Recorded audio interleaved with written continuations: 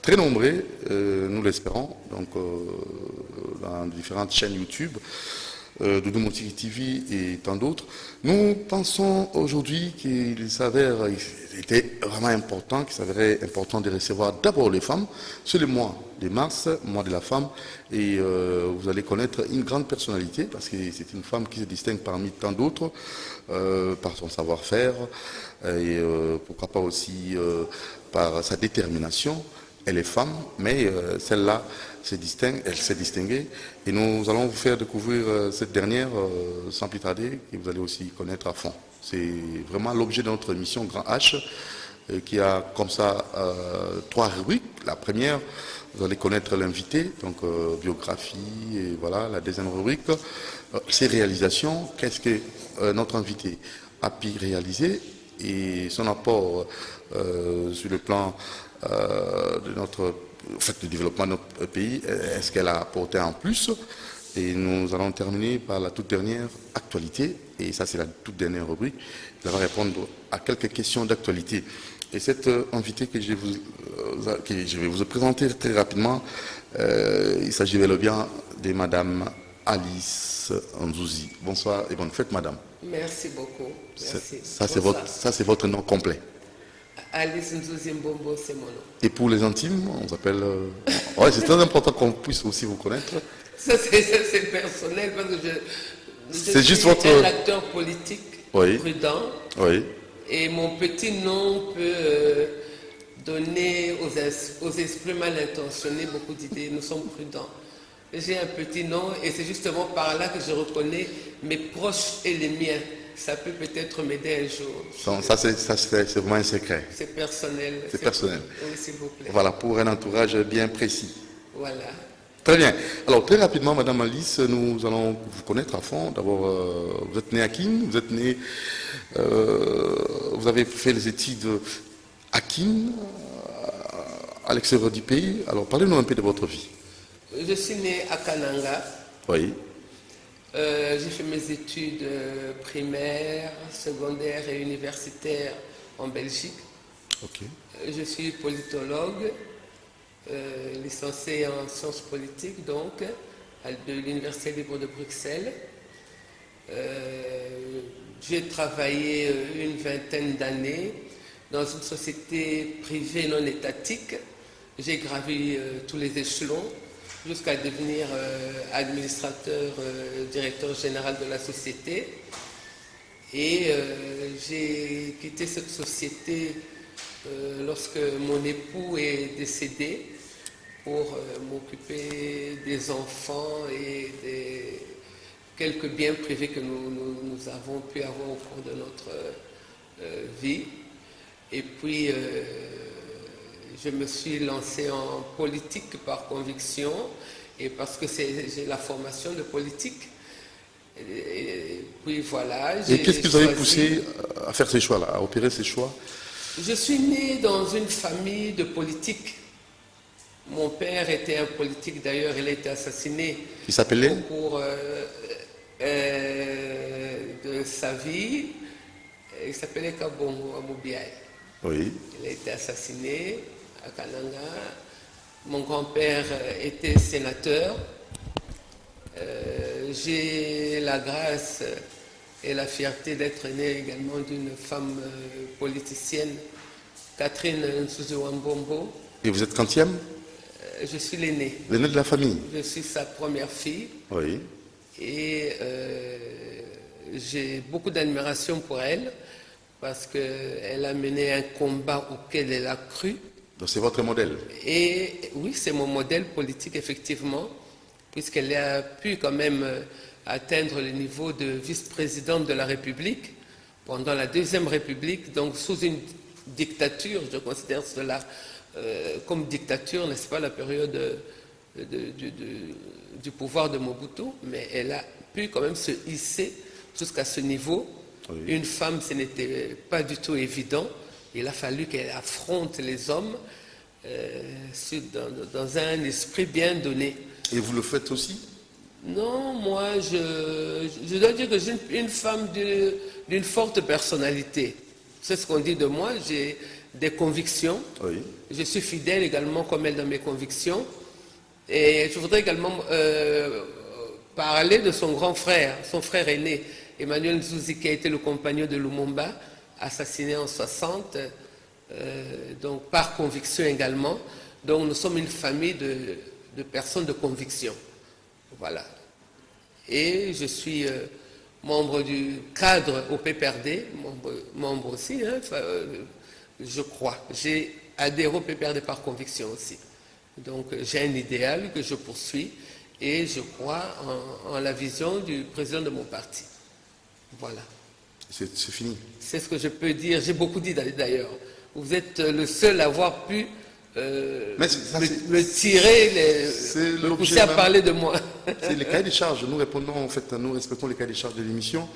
Ça permet à tous ceux qui vous suivent de vous connaître, parce que le volet politique, c'est bien bon, mais ce volet, c'est un volet un peu caché, et les gens vont vous découvrir, vous connaître à fond. Mais ce n'est pas fini, Madame Nzuzi. Quel homme ou femme politique qui vous a marqué durant votre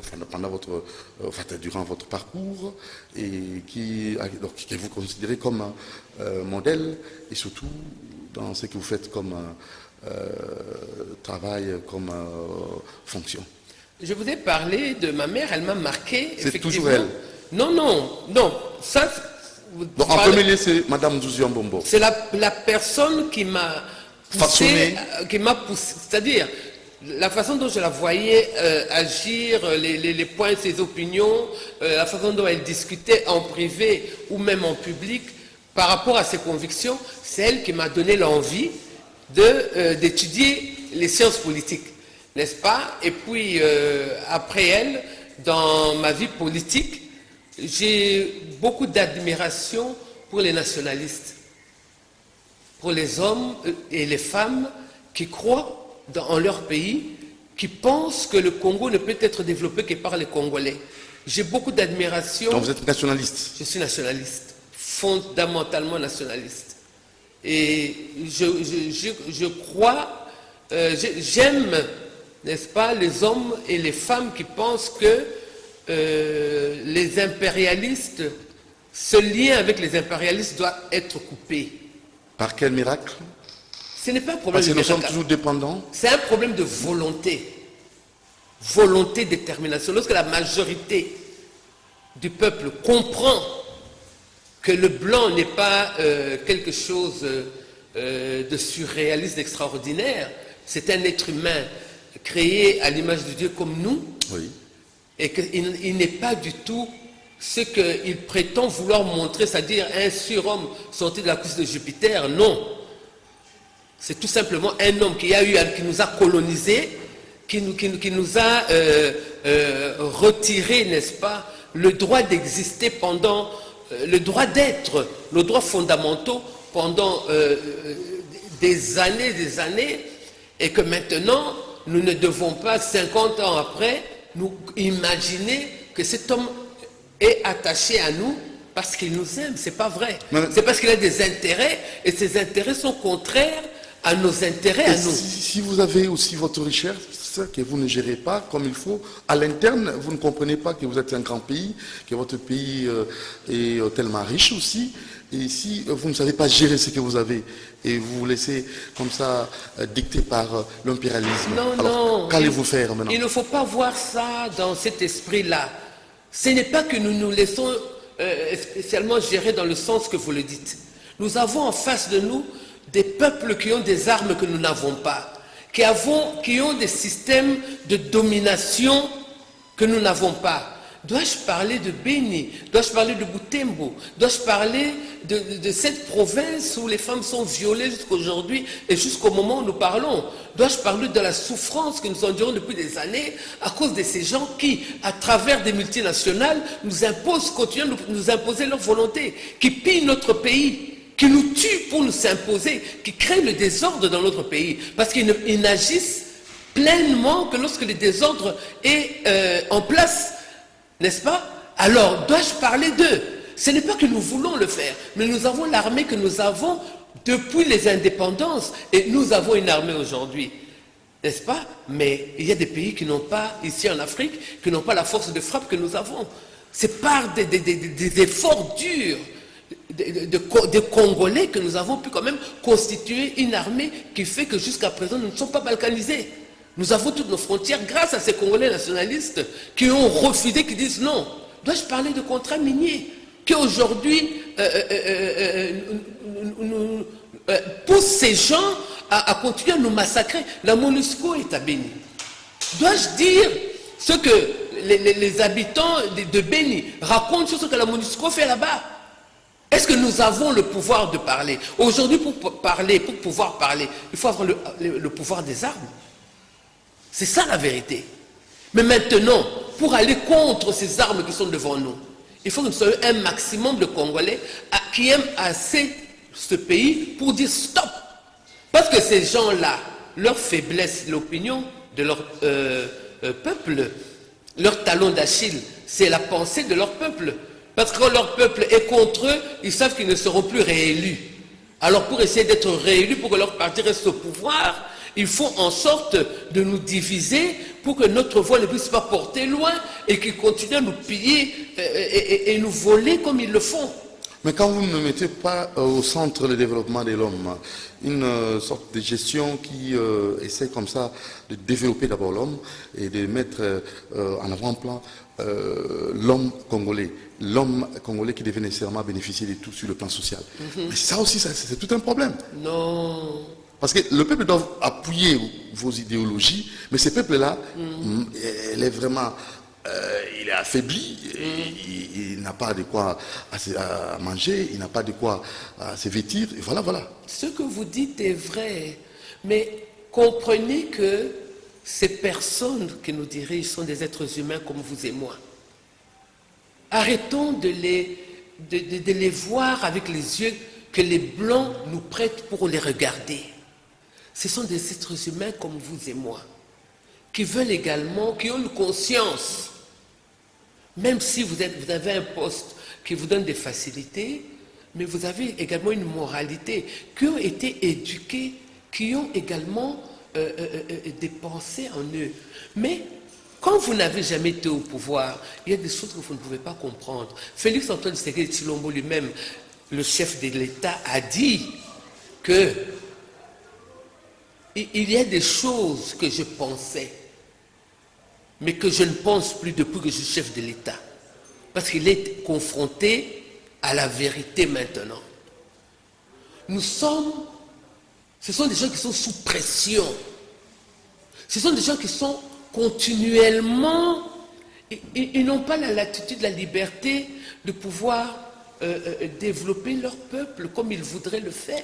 Parce qu'ils ont une pression. Nous sommes un pays qui avons une richesse incroyable. Si nous n'avions pas les richesses que nous avons, on ne serait pas embêté par toutes ces multinationales et ces puissances étrangères comme nous le sommes aujourd'hui. On ne nous regarderait même pas. On ne s'occuperait même pas de nous. Mais maintenant, oui, étant donné qu'ils sont continuellement sous pression, et il y a des vérités qu'ils ne peuvent pas dire au peuple, parce que est-ce que le peuple pourrait supporter ce poids, cette vérité-là? Regardez rien que lorsqu'on parle du coronavirus, n'est-ce pas, le fait que le peuple congolais ait appris qu'il y a un cas, un potentiel cas à travers la ville, comment les gens étaient déjà sous tension. La responsabilité de ces chefs, c'est également garder le moral de la population et permettre aux gens de pouvoir vivre le plus normalement possible, ne fût-ce qu'au niveau moral. Ils n'ont pas la possibilité d'agir comme ils voudraient agir, parce qu'ils sont confrontés à des réalités que vous et moi, nous ne pouvons pas gérer. Mais dans la vie, il n'y a pas de repas gratuits. Vous devez aussi montrer, c'est la mondialisation, donc les rendez-vous donnés de recevoir. Il faut être un pays fort, et aussi, on va vous respecter. Faites-vous respecter. Faites-vous respecter. C'est ça aussi le problème. Ce sont des théories, mon frère. Regardons les choses en face. Mais c'est quelle réalité que vous voulez pas? Les réalités comme ça, sont au que peuple congolais. Les puissances qui gèrent ce monde, l'Occident, les États-Unis, mettent une pression sur nous telle que dès qu'ils essaient, par exemple, de s'occuper un peu du social, ils créent des problèmes. Pourquoi? Parce que eux ne peuvent gagner dans leur combat que lorsque le peuple est divisé et le peuple n'est pas en harmonie avec ses dirigeants. Quand le peuple n'est pas en harmonie avec ses dirigeants et qu'ils passent leur temps à se cogner dessus, c'est à ce moment-là qu'eux, ils sont contents qu'ils peuvent faire ce qu'ils veulent. Ils ne peuvent diviser pour mieux régner. Je vais vous donner l'exemple, par exemple, pour vous faire donner des preuves qu'ils ne gagnent que lorsqu'il y a la division. Lorsqu'il y a des guerres chez nous, c'est eux qui vendent. Les armes viennent de chez eux. Leur industrie de l'armement fonctionne. Leur population ont de l'emploi. Parce que plus ça fonctionne, plus ils engagent des gens et plus ils font de l'argent. De un, de deux. Ils ont des sociétés où ils ont des médecins. Tout ça, c'est pour ne pas les citer. Mais vous savez de quoi je veux parler. Ils ont des entités où ils ont des médecins qui viennent de chez eux. C'est toujours de l'emploi qu'ils donnent à leurs ressortissants. N'est-ce pas? Ils viennent pour soigner des gens et notre gouvernement s'implique également financièrement dans ces histoires-là. C'est encore eux qui gagnent. Deuxièmement, quand ils viennent soi-disant pour donner de la nourriture aux populations congolaises, ils font des appels d'offres. Il y a des multimilliardaires sur cette terre qui passent leur temps à donner de l'argent à ces entreprises qui soi-disant aident entre guillemets les populations pauvres. Mais c'est encore les Blancs qui trouvent du travail là-dedans et ces milliards n'arrivent pas tous dans notre pays. Madame Alice, est-ce que vous comprenez il n'y a aucun pays africain, ce machiavélisme-là? Il n'y a aucun pays africain qui s'est développé de façon interne sans pour autant subir ces pressions que vous énumérez là? Les pays qui ont... Je vous donnerai l'exemple du Rwanda qui a eu une avancée fulgurante dans beaucoup de domaines. Ils ont laissé leurs frontières ouvertes pour que ces multinationales-là puissent entrer chez nous et créer le désordre. Et ils les ont aidés dans certaines situations. Alors, comme pour les remercier, on les laisse piller de temps en temps certains villages et développer leur pays.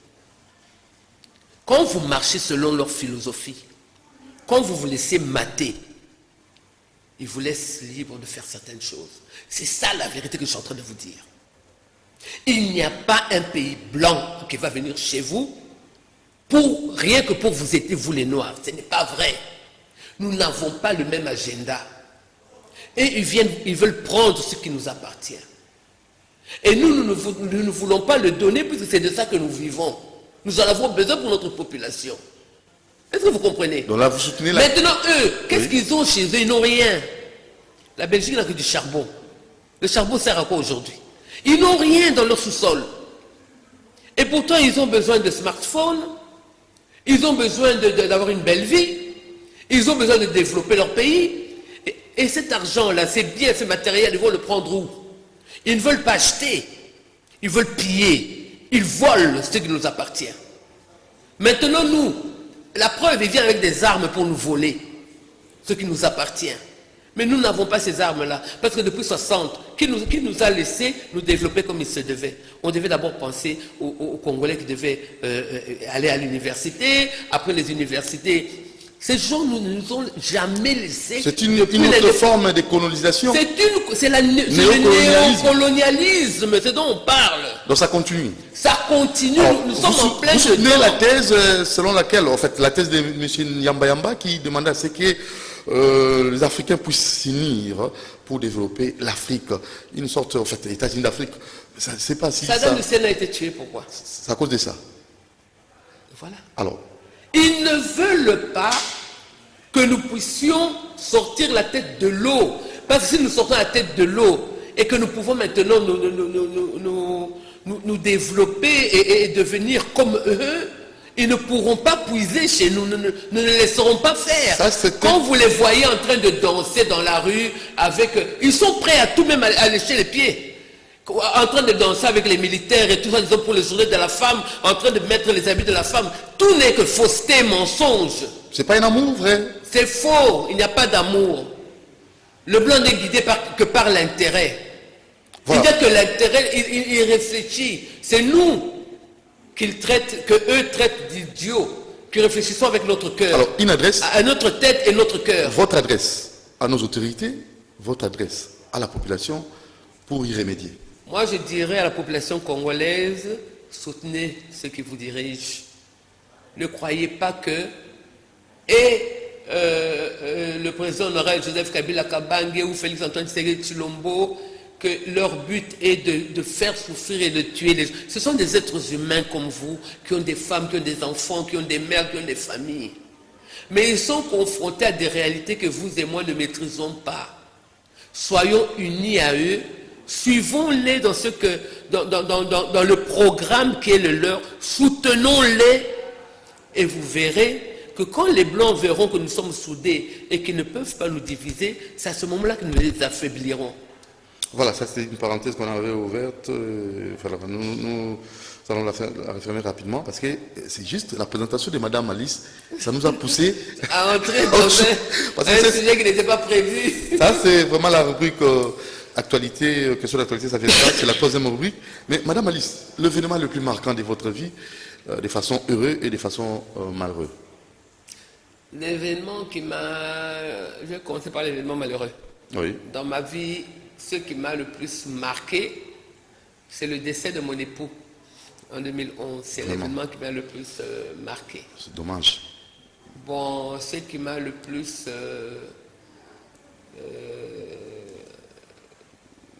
fait plaisir, rendu heureuse, bon, je dirais que c'est peut-être le jour de ma mort que je pourrais répondre à cette question-là, car la vie n'est pas encore finie.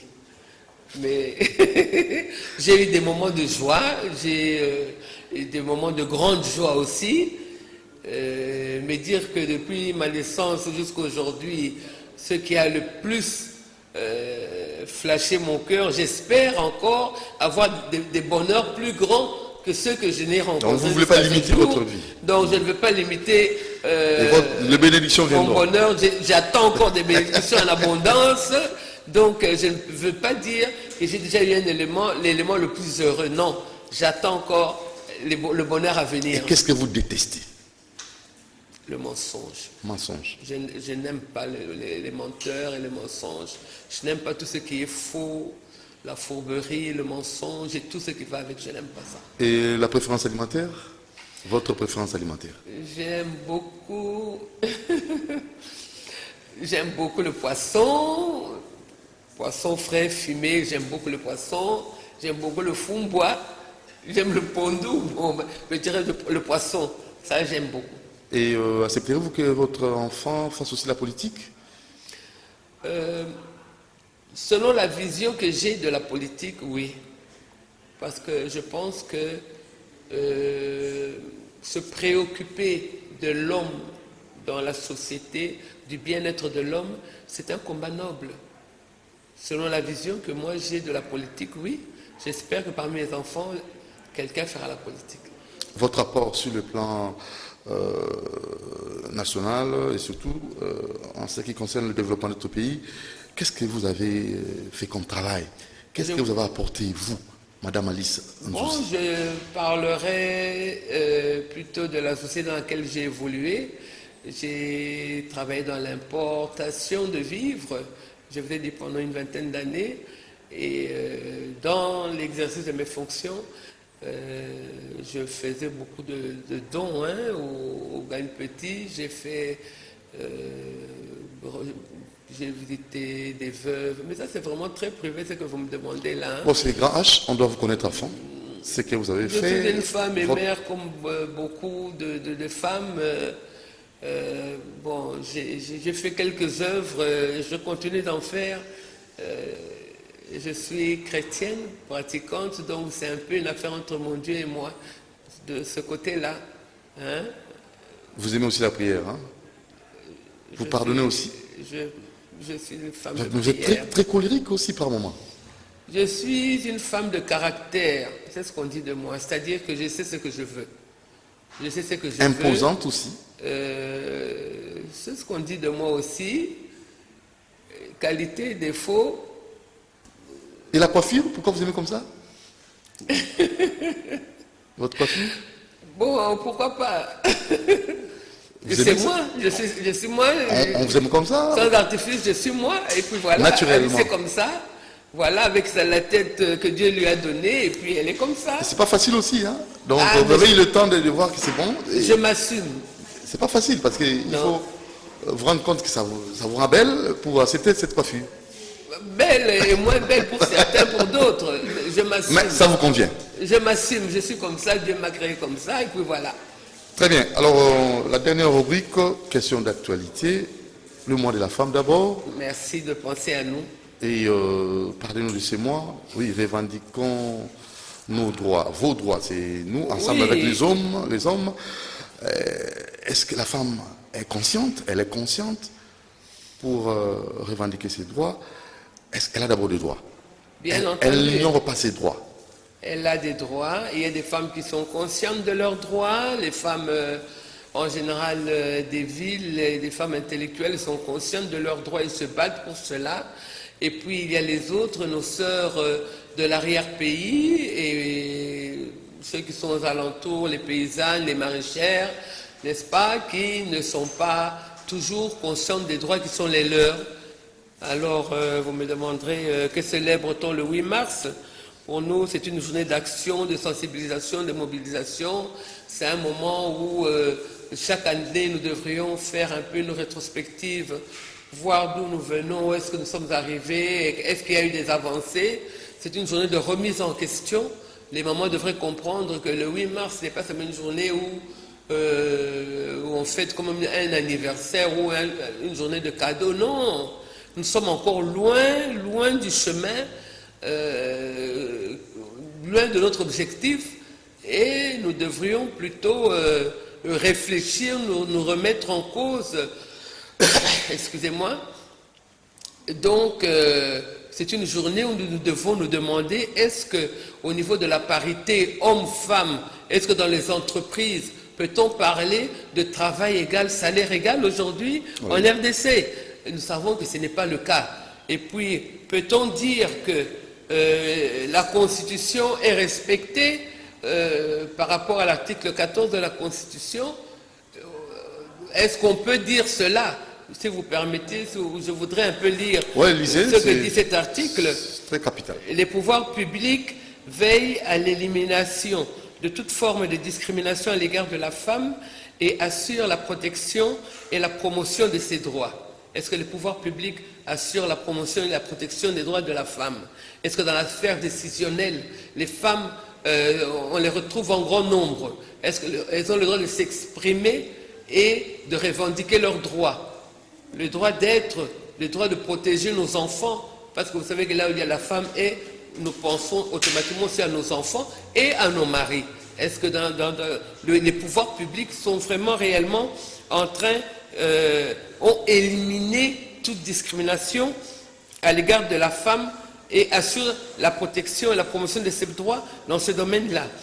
Prennent-ils dans tous les domaines, notamment dans les domaines civils, politiques, économiques, sociaux et culturels, toutes les mesures appropriées pour assurer le total épanouissement et la pleine participation de la femme au développement de la nation? Est-ce que c'est le cas?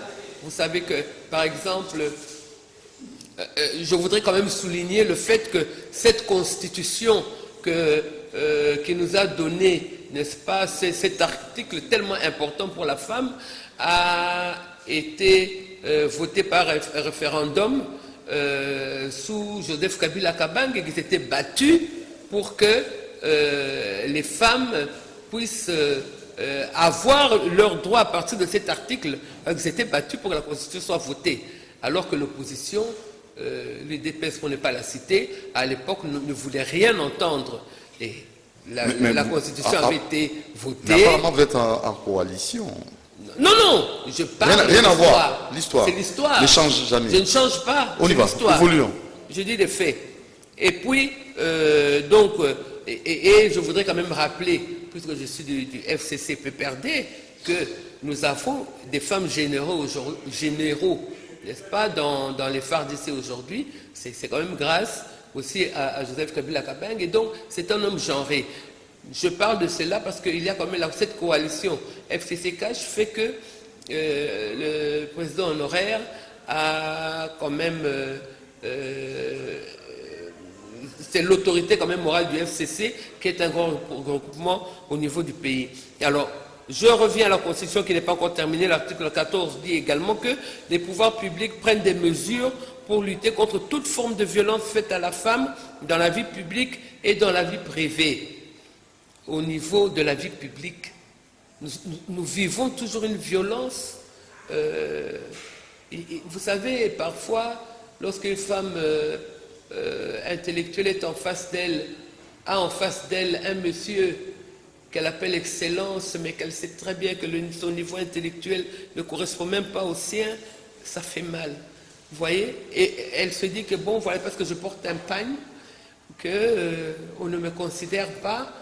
Et ça fait mal une femme intellectuelle qui a passé des années de sa vie derrière les bancs de l'école, qui a un diplôme et qui finira sa vie derrière les casseroles et les repassages. Ça fait mal également. On nous demande, on nous dit de nous que nous ne sommes pas ambitieuses. Nous sommes ambitieuses. Est-ce que les hommes vous accompagnent pour ces combats? Il y a des hommes qui nous accompagnent. Je viens de vous citer le président honoraire qui nous a accompagnés de sa façon en nommant des femmes généraux, en se battant, il s'est battu pour que cette constitution soit promulguée, en faisant en sorte que, bon, dans son cabinet, il a eu des directeurs de cabinet femmes. Donc, il y a eu quelques femmes ministres, mais en général, il y a encore un effort à faire dans le mental de l'homme congolais. C'est l'homme qui dirige, nous ne pouvons pas ne pas nous en rendre compte et ne pas l'accepter. Il faut que les hommes comprennent que ce n'est pas une faveur qu'ils nous font, c'est un droit. C'est ça. Parce que la matière grise n'a pas de sexe. La matière grise n'a pas de sexe. Et il y a des femmes qui distinguent. Vous voyez, il y a une femme qu'on vient d'enterrer qui travaillait à la NASA, une très grande dame. La matière grise n'a pas de sexe. Nous avons des femmes chefs d'État. Je vous ai parlé de Catherine Zouzouambobo qui a été quand même vice-présidente de la République sous le maréchal Mobutu. Il fallait le faire sous une dictature. Les femmes peuvent, elles ont les potentialités. Et peut-être que dans les sauts de mouton, s'il y avait une femme qui gérait cela, nous ne serions pas au résultat que nous sommes en train de connaître aujourd'hui, n'est-ce pas? Et dans beaucoup de domaines. Regardez même au niveau du Parlement, il n'y a que 10% de femmes. Elles n'ont que le droit de se taire en réalité. Ce qu'elles veulent, ce qu'elles désirent, lorsque arrive le moment du vote, ce sont les hommes qui décident, parce qu'ils sont en plus grand nombre. C'est une injustice. Et quand vous allez comme ça dresser le bilan, nous pouvons dire, vous pouvez confirmer, vous pouvez peut-être apprécier un bilan positif ou négatif nous ne pouvons pas par parler de rapport positivité. aux différentes thématiques. Écoutez, c'est votre moi, c'est ça, c'est bien bon. Parlons peu, parlons bien. Nous ne pouvons pas parler de positivité alors que nous avons juste le droit de nous taire. Qui vous a dit ça? La preuve, dans la sphère décisionnelle, là où se prennent des décisions, nous sommes minoritaires. Et minoritaires, ridiculement minoritaires, je dirais. Mais il y a quand même une avancée significative. Il y a 18% de femmes au bureau du chef de l'État. Au niveau du gouvernement, il y a une femme, vice-ministre,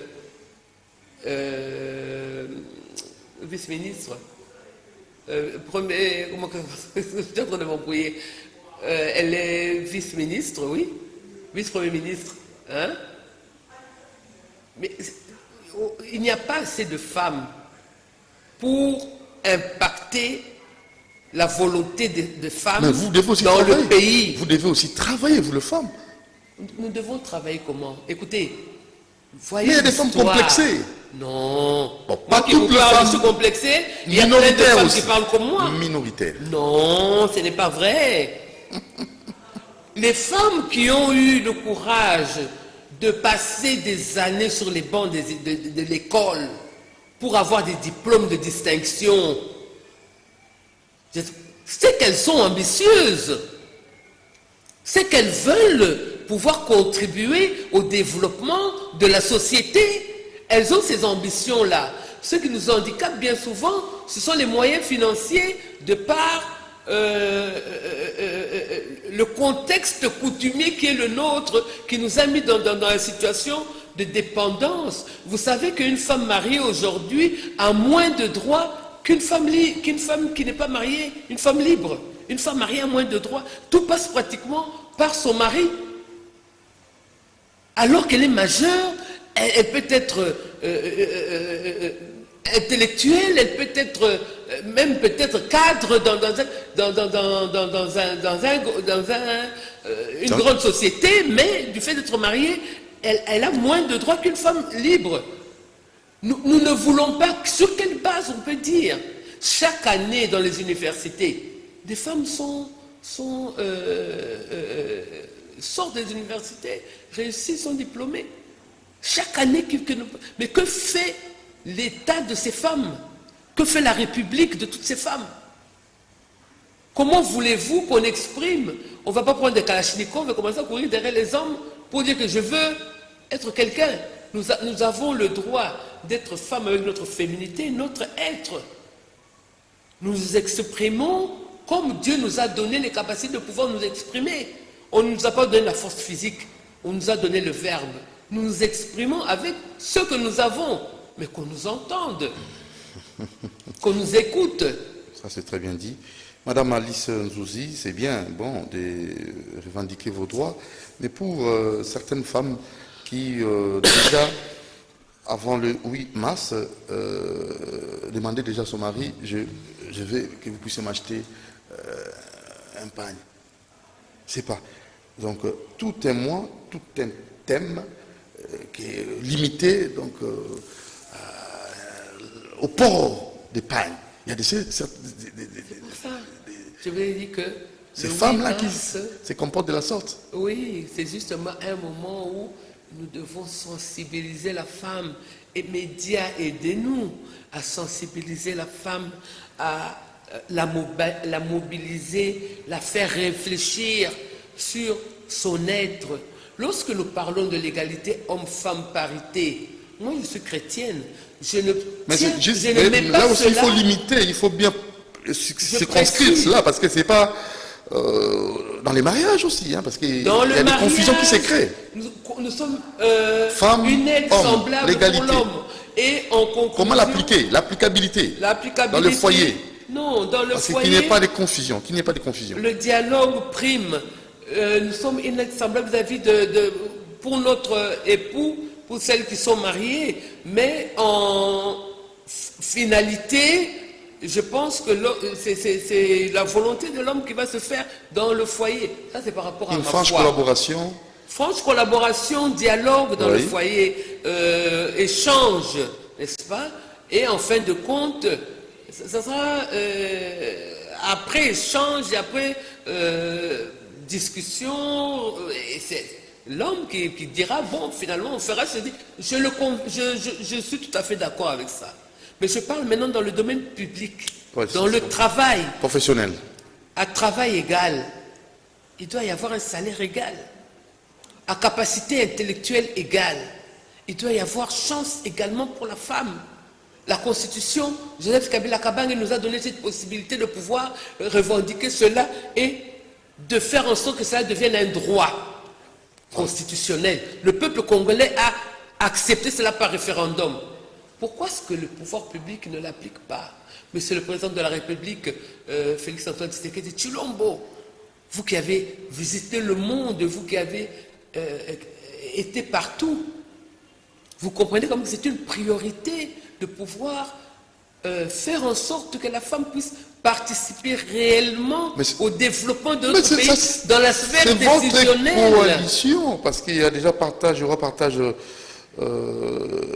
gâteau, bon, faites pas gâteau des entreprises publiques, il faut nécessairement que vous puissiez appliquer cela, c'est votre coalition. Hein? Je ne sais pas si un mot par rapport à cela, il y a des femmes aussi qui devaient exercer comme ça, occuper des postes importants. Je C'est suis pas certaine. important. Des mandataires, des femmes mandataires. Femmes mandataires. Je suis certaine, connaissant le président honoré Joseph Kabila Kabange, un homme genré, je suis certaine que après les nominations des conseillers près du premier ministre, où il n'y a eu que des hommes, je suis certaine que, connaissant sa sensibilité à la femme, au bien-être de la femme, je suis certaine qu'au niveau des entreprises, nous serons privilégiés. Donc il faut une pense poste importante également que le président de la République, Félix-Antoine Tshisekedi Tshilombo, fera en sorte qu'au niveau du cash, la femme soit valorisée, n'est-ce pas, dans les entreprises. Voilà, merci Madame Alice Ali. À titre de rappel, c'est notre invité, Grand H, cadre du PPRD. Et voilà, donc elle est notre invitée qui répond à la troisième rubrique, faite de nos différentes questions. Et coronavirus n'est plus une épidémie, mais plutôt une pandémie selon l'OMS. C'est pas un mot par rapport à cette épidémie. Il y a beaucoup à dire. Sur cette pandémie, il y a beaucoup à dire. Heureusement, jusqu'à présent, nous en sommes protégés par la grâce de Dieu. Je dirais que dans les pays qui sont atteints, qu'est-ce que je peux dire de cela? Vous savez, j'ai appris que les Italiens commencent à chercher les visas pour venir, des visas de tourisme, alors qu'en réalité, ils veulent se réfugier en Afrique. Ça me donne envie de rire lorsqu'on sait comment, qu'au niveau de la Méditerranée, les Africains sont morts parce qu'ils ne voulaient pas d'eux sur leur terre, et maintenant voilà que Dieu les confronte à eux-mêmes par rapport à cette pandémie, et ils commencent à se rendre compte qu'il est quand même bon sur la terre d'avoir de bonnes relations, même avec les Africains, ces pays qu'ils disent sous-développés. Il est bon d'avoir de bonnes relations avec nous. Et puis, cette pandémie, je pense, toute ma compassion va à la Chine et aux Chinois, n'est-ce pas, d'où est partie cette maladie. Et j'espère vraiment qu'ils vont rapidement se remettre parce que la RDC a besoin de leur concours, n'est-ce pas? Le monde en général a besoin d'eux. J'espère qu'ils vont vite se remettre. Pour les Occidentaux, eh bien, j'ai appris qu'ils sont en train de rechercher, comme tout le monde, la solution à ce problème. Voilà. Voilà, Madame Alice Nzouzi, nous tendons vers la fin. Il nous reste quelques 3 minutes pour boucler cette émission Grand H. Voilà, la coalition FCZK, ça évolue très bien. Elle se porte bien. Tant que vous ne voyez pas qu'il y a une institution qui est tombée, donc c'est que ça va. C'est une grande famille où les caractères sont très forts, mais je pense que nous irons jusqu'en 2023. Nous irons sur 2023 avec les bonnes volontés, parce que notre autorité morale et le président Tshisekedi ont été sages, n'est-ce pas, de penser à nous mettre ensemble. Parce qu'en nous mettant ensemble, nous sommes deux grandes plateformes, ils mettent une grande partie de la population congolaise ensemble. Et nous espérons vraiment de tout cœur et nous croyons que cette coalition ira jusqu'en 2023. Et je suis d'ailleurs désolé d'apprendre qu'il y a eu des cas au niveau de la 10e rue et que le secrétaire général... aurait limogé Jacquemain Chabani, qui est quand même un cadre qui est pro. Je l'ai déjà écouté plusieurs fois sur les ondes de radio et de télévision. C'est un pro-coalition. C'est une personnalité qui défend la coalition FCZK, et nous apprenons qu'elle a été mise de côté il aurait été mis de côté par ce monsieur qui n'arrête pas de combattre la coalition, mais qui pourtant reste mordicus derrière Félix-Antoine Tshisekedi Tshilombo, monsieur Kabound pour ne pas le citer. Voilà, c'est dommage. Et là déjà, sur les moutons, Mais où? les sanctions. Saut de mouton. Si le saut de mouton, ce programme, avait été donné par le chef de l'État à une femme, nous n'aurions eu aucun problème. Je me demande même s'il y a eu une étude de faisabilité. Je me demande, est-ce qu'on a réfléchi d'abord sur comment mettre en place ces sauts de mouton, sur la faisabilité, le sol, n'est-ce pas, de l'endroit où ces sauts de mouton ont été érigés. Je me demande s'il y a eu en amont une étude de faisabilité. À regarder comment les choses se passent, on dirait qu'il n'y a pas eu d'étude de faisabilité. Parce que si cela avait été le cas, à chaque niveau de réalisation, des comptes auraient été demandés et les choses se seraient passées normalement, autrement. On a l'impression que ça a été un peu vaille que vaille. Le chef de l'État doit vraiment comprendre que sa crédibilité est mise en cause et qu'il doit impérativement, dans son intérêt, dans l'intérêt du peuple congolais, aller jusqu'au bout des enquêtes. Il faut trouver l'abcès. Le vice-premier ministre Tunda Kasenda devra vraiment suivre cette affaire et mettre la vérité devant tout le monde. Nous attendons la vérité sur les 15 millions jusqu'à aujourd'hui. La vérité n'a pas été faite. Nous attendons les vérités sur dans plusieurs domaines concernant l'argent du contribuable congolais. Vérités n'ont pas été faites. Nous espérons que sur le saut de mouton, vérité sera faite pour que les Congolais ne mélangent pas, hein, vous comprenez ce que je veux dire, le chef de l'État à ces histoires, parce que si la vérité n'est pas mise à jour, on va parler de complicité. Vous et moi, et les Congolais vont commencer à se poser des questions. Ça serait dommage. Madame Alice Nzouzi, nous sommes arrivés au terme de notre émission. Mike Mukebai porte plainte contre la République démocratique du Congo. C'est un de vos confrères journalistes, hein? No comment. Non comment. C'est un de vos confrères journalistes, je ne vais pas avoir de problème avec la presse au Congo. No comment. Il porte plainte, mais écoutez, il faut une certaine moralité. Vous faites un métier noble. Vous faites un métier, un beau métier, que vous devez commencer vous-même par respecter. Qui veut son respect se le donne. Je m'arrête là. Merci Madame Alice Nzouzi. Merci, à la prochaine occasion. C'est moi qui vous remercie. Heureuse d'avoir été invitée par vous. Merci beaucoup. Nous vous remercions. Vous nous avez suivis, vous nous avez subis.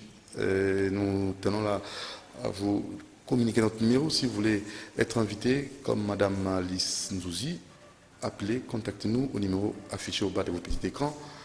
Nous remercions l'équipe qui nous a facilité et surtout sur le plan technique. Là, je vois Aleka Bongo, je vois Bruno Ndinga, et pourquoi pas aussi Fiston Atunga, et nous n'oublions pas la programmation de Romain Makunda, la prise de vie assurée par une dame de fer aussi, c'est bel et bien Karine et Bébé, la caméra humaine. Nous vous remercions.